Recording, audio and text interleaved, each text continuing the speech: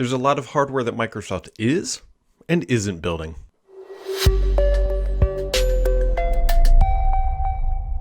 Happy Saturday, friends. It is a Saturday. I don't want to say a rare recording of a Saturday because it does happen on Saturdays. I was traveling this week and couldn't get things done, typically either late Thursday night or Friday morning. So here we are on a Saturday, kicking off 2024, which is going to be hard to say right up until 2024 ends and then we roll over the year.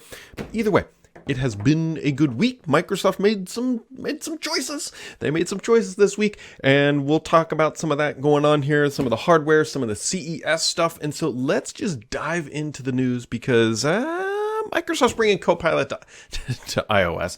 They're bringing a new app to iPhone and iPad. Nobody should be shocked. Nobody should be surprised. Don't rush out to download it. I think you'll be okay. The bigger news actually comes from the Surface Pro 10 and Surface Laptop 6. Now, Microsoft has been working on these things for a while. These are not, it was actually, I'd say, a little surprising that they didn't announce these things in the fall of 2023, which is typically when we would hear Microsoft talk about new Surface laptops, new Surface Pros. That's historically what they've been doing. But if you're not aware, 2024 is all about the year of AI, as Microsoft coined that phrase in a blog post. Let's see if it comes back to bite them in the butt in any single way. But, that's where we are. That's where we are with Microsoft, and that's what they are doing. And so, according to Zach Bowden, and I believe this information to be correct based on my own information here, is that Microsoft is working on a Surface Pro 10 and a Surface Laptop 6 for the spring announcement. Microsoft sometimes it was branded like an education event. It was always in New York. And they would announce, I believe that's where the first Surface laptop was announced, was in New York in a spring event.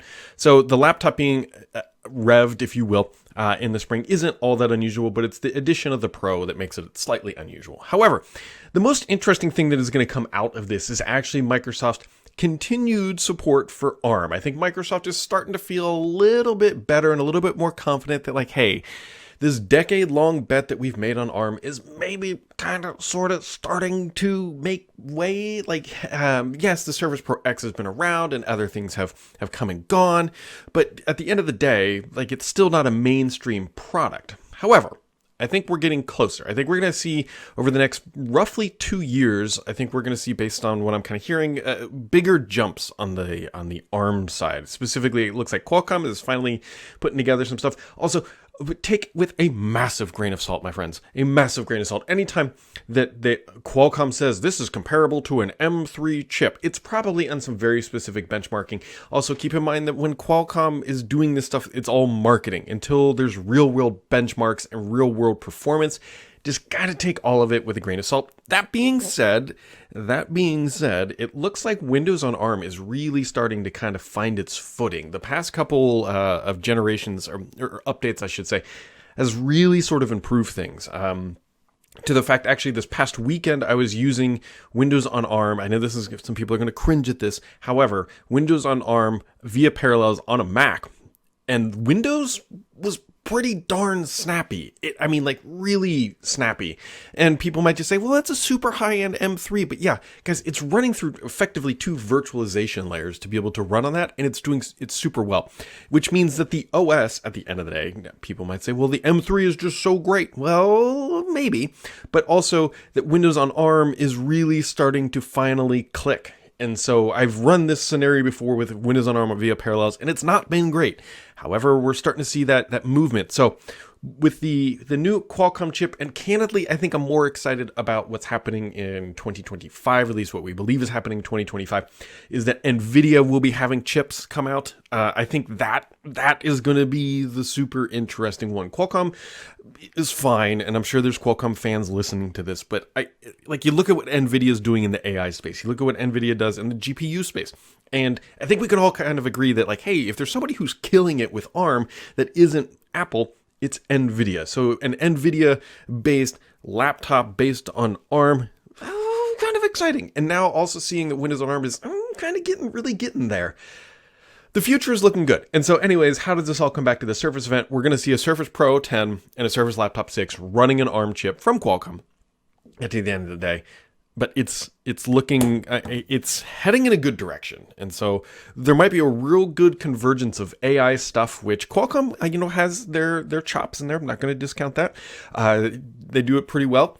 And so, yeah, there might be a real nice convergence here of AI and ARM for Microsoft. And so look for that to kind of get started here in the spring, with Microsoft starting to slowly expand where they put ARM chips. We're also going to, if you go back and read any of the blog posts today, or this week, about Copilot and everything else, which we'll talk about here in a second, it becomes painfully obvious that there's a really big update coming with AI functionality. Like, that is, we've been kind of hearing that for a while. So blah, blah, blah, blah, blah. I'm just rambling on at this point. And yeah, so moving on here, accessories, which is something we don't talk about too much here. But hey, Microsoft last year said, like, we're kind of getting out of the accessory space. Like, it's not enough money for us, or whatever. Well, they're not dead. And I think that's a good thing. There are a lot of fans of what Microsoft does on the peripheral side, and Microsoft peripherals have been around for a long time. So they announced that they're getting rid of this stuff, and then clearly Incase, which is a manufacturer of this kind of stuff, reached out and said, hey, Microsoft, we'll take on that portfolio of stuff. And so here we go. The one thing I find hilarious about this image, look at that little mouse down there. That is like clearly a Photoshop. It's not the best one either. It's not the best Photoshop either. But yeah, so the Microsoft peripherals, they are not going away. But when it comes to peripherals, your peripheral is about to get a new button. Now, Microsoft, in their announcement here, said the introduction of the Copilot key marks the first significant change to the Windows PC keyboard in nearly 3 decades. Oh my, how we quickly forget our own history. Microsoft just totally washing over the fact that, what about the Office key, which was, I think, 2014 to like 2021 or something like that. Like, not like ancient history, my friends. Either way, Microsoft has done other things on the keyboard, but they're whatever. It's going to be the right, I think, context key next to the Alt button, as you can see here in this video. It's just going to be a dedicated Copilot button, which, hey, this will either pan out for Microsoft and like, hey, that's a great thing. One thing we can take away from this is that Microsoft is finally done rebranding things. Like, Copilot's clearly not going to get rebranded if there's a physical key they cannot update the logo of. And so, yeah, Copilot keys are coming to devices near you, starting on laptops, and then they'll make their way out to everything else. There's 2 ways to interpret this. One, it's like, whatever. 2, Microsoft obviously is really getting into this stuff. Or the way I look at it is like, ooh, another button I can use to remap, because Copilot's fine. Like, it's just, I don't know. It's okay. I prefer still the vanilla ChatGPT. Like, sorry, Microsoft, I don't like your flavor of it. And somebody will say, but Brad, it's like the same thing. But it's really kind of not. And at the end of the day, I prefer to go use, actually pay for ChatGPT, the $20 a month or whatever it is, because I find that just to be more valuable. Anyways, Microsoft's got its thing, and there's a lot of AI value in the Office suite. Please do not overlap that with the basic Windows and just chat functionality, because in the Office suite, it makes a lot of sense. I'm very much in favor of something like that. Steam has announced that they are dropping support for Windows 7 and Windows 8.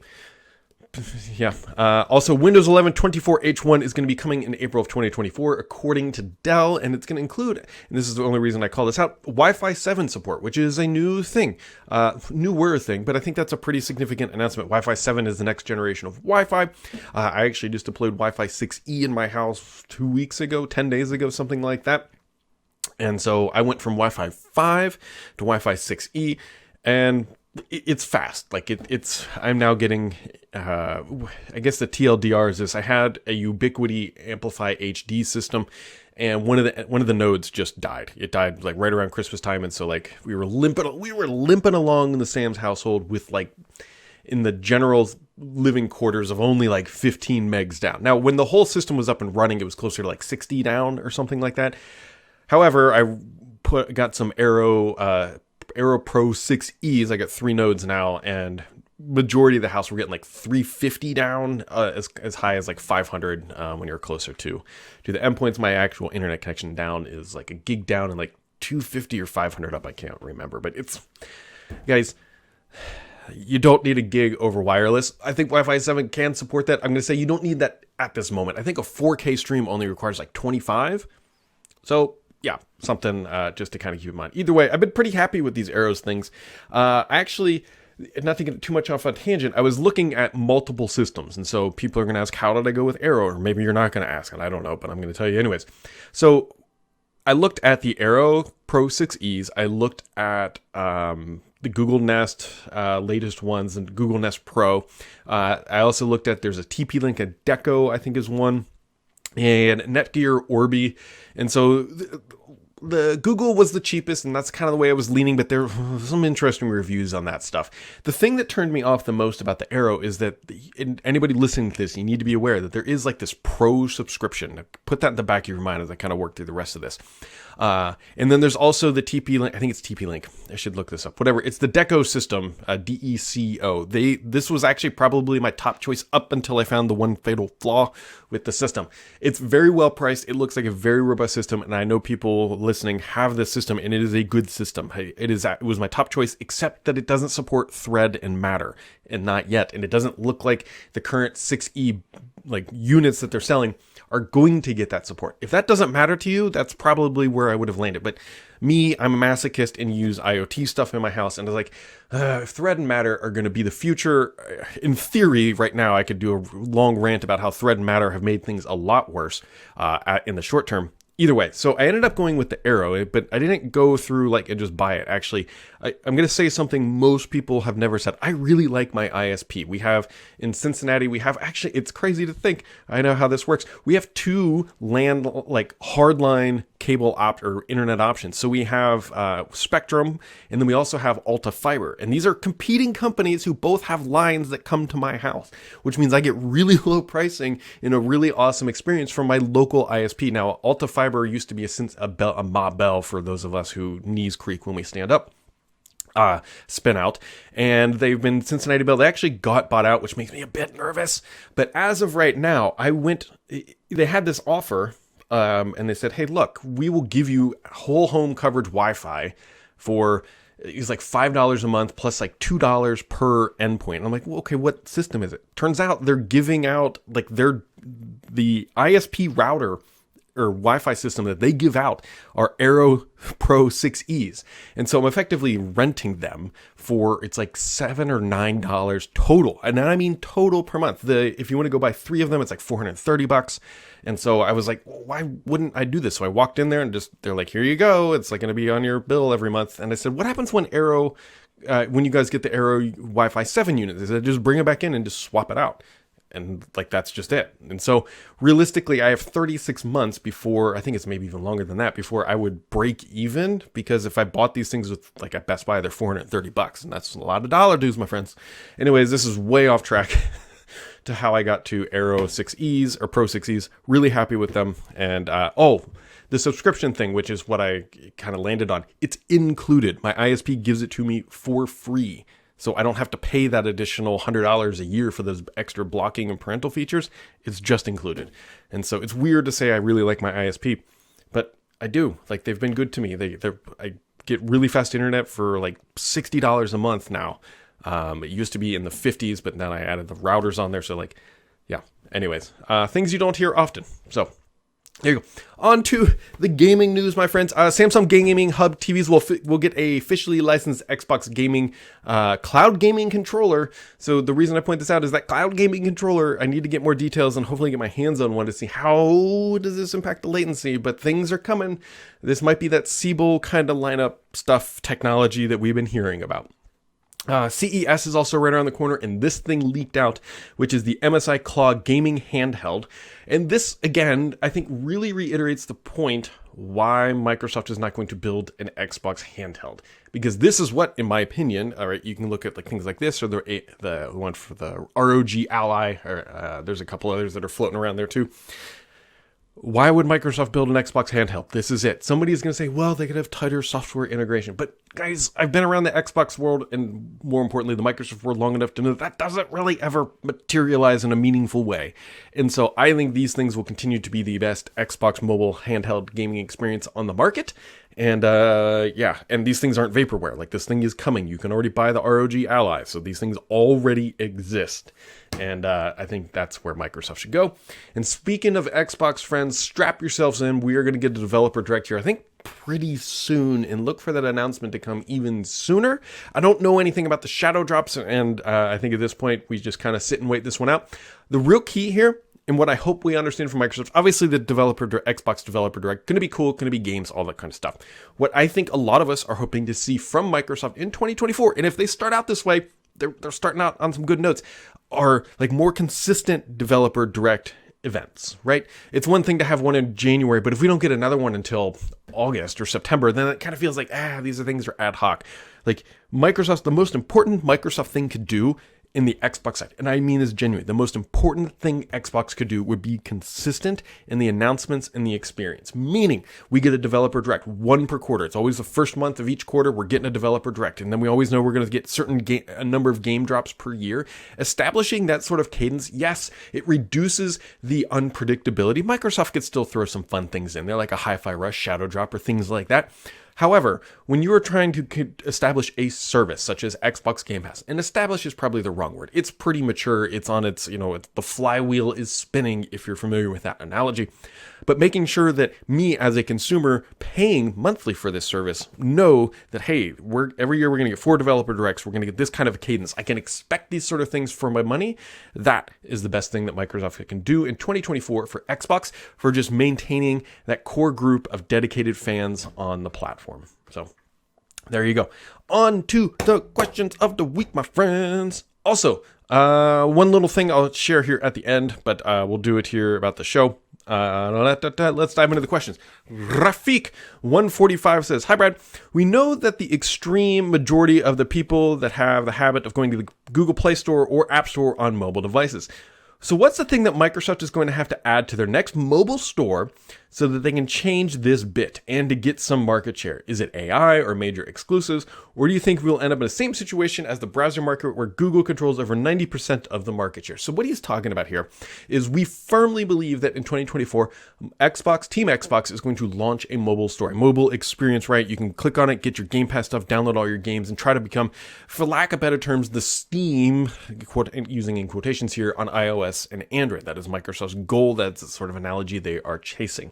The question becomes, what's going to get people into that store? It's going to be content. It's always content. Content is king, no matter where you are in the world and or life. Content is king, and Microsoft just spent a whole bunch of money to get that content, right? They literally have king. And when I say content is king, I'm not referring to King the company. I'm referring to just evaluation status or, pecking order. So you got to have a lot of content. Microsoft now has the content catalog, and I think that is going to be the thing. Now, there is some precedence here to say that doesn't really work out. Like, you can look at the Epic Game Store on PC, and it's a shadow of what Steam is. Like, it's there. They tried to use Fortnite, a singular title, to really, really ramp that store up, and I think you can make some argue that it's not really a huge success for Epic. So Microsoft has to avoid the pitfalls, and hopefully they can learn something from Epic so that they can understand this market better and have a better chance. But you get things like Call of Duty Mobile, you can get those big titles in there. I think that'll be enough to get people to download the app.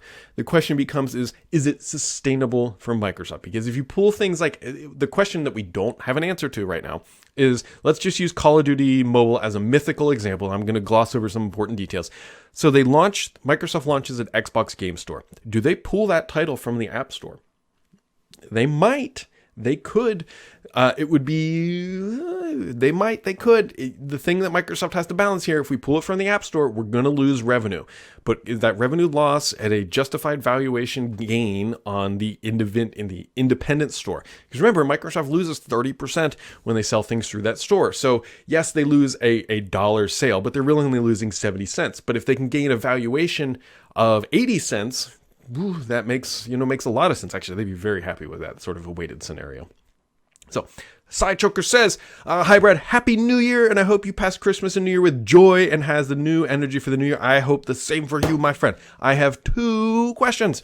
With the focus on AI for Microsoft, what about the MS Launcher for Android? The 6.0 update is a while back, so could we see a 7.0 update with AI Copilot? I think you were absolutely spot on the money. If Microsoft is going to invest time to update things, it better align to that core mission that Satya has laid out and the leadership team, that AI.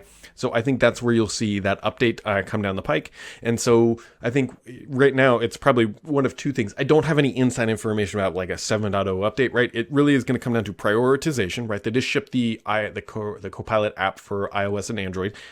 iPad and iOS, I should say, correct myself. it's probably somewhere in that pecking order of where does it make sense? Where does we find value? How do we become the whole AI company? I would fully expect that your intuition there of a 7 version with Copilot in some capacity or AI is absolutely happening. His next question, I'm going to sum it up here into a little bit of a nutshell, is the current, he says, with the current state of Loop, especially the integration with all this MSS services, I expected that I would be able to edit everything within the Loop experience. Although, I got to tell you guys, Loop obviously took a long time to come to market, and the Loop components did as well. I wonder and worry about the future of Loop components, and I'm saying this out loud because I kind of wonder where this is headed. Microsoft invested a ton of time. This was like a multi-year project. I think you can trace this all the way back to like 2018 or 2019, something like that. Multi-year journey to get to this point.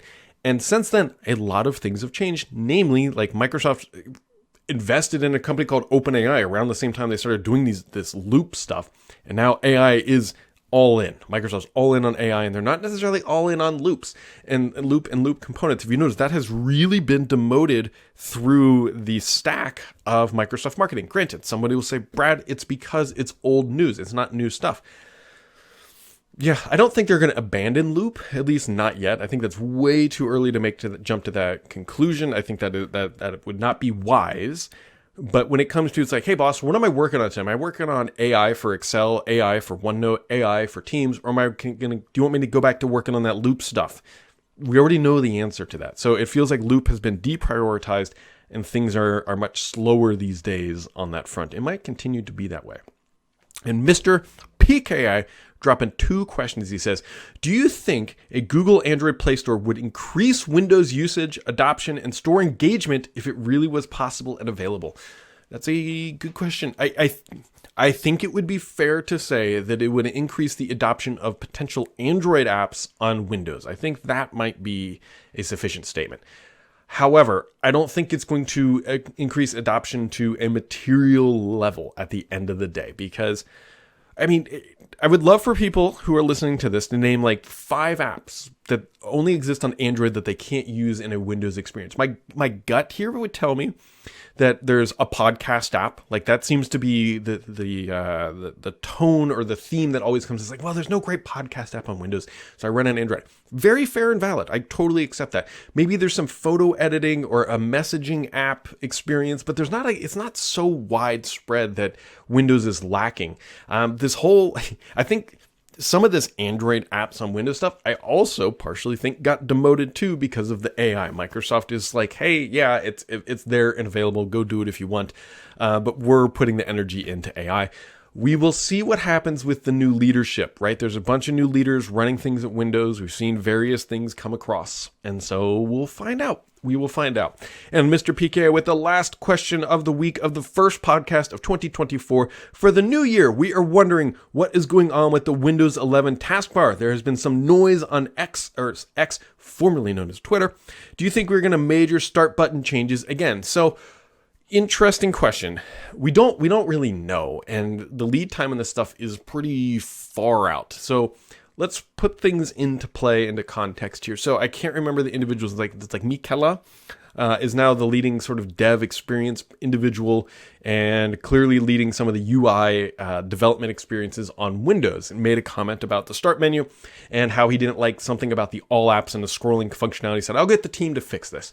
And then the headlines kind of blew up. It's like, new Windows developer doesn't like start menu. We're getting a new start menu experience. We'll find out. We will find out how far they're willing to take this. However, with Microsoft likely expected to announce some sort of Windows 12 or 11.5 update in June. We don't know what Microsoft's going to call it yet. They will call it something.